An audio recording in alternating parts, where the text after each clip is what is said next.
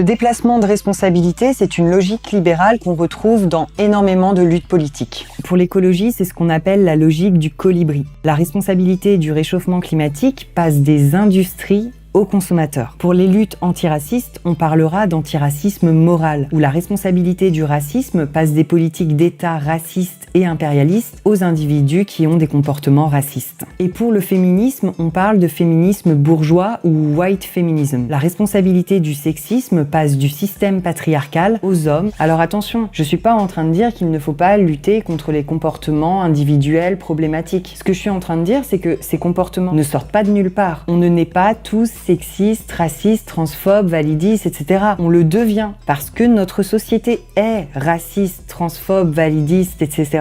Donc si on veut lutter durablement contre ces comportements individuels, si on ne veut pas qu'ils soient reproduits dans la société, il faut remonter à leurs sources. Et leurs sources se trouvent dans les structures de pouvoir qui organisent notre société. Des structures de pouvoir qui sont systématiquement au profit des bourgeois et au détriment du reste de la population. Et dans la plupart des cas, ce sont les bourgeois qui reproduisent ces logiques de moralisation des enjeux politiques. Parce que les bourgeois n'ont pas d'intérêt à changer les structures de pouvoir. Eux, ce qu'ils veulent, c'est aménager ces systèmes de pouvoir afin de leur permettre de naviguer en leur sein tout en conservant leurs privilèges, mais la conscience tranquille. Parce que le racisme, c'est pas bien. Et les viols non plus.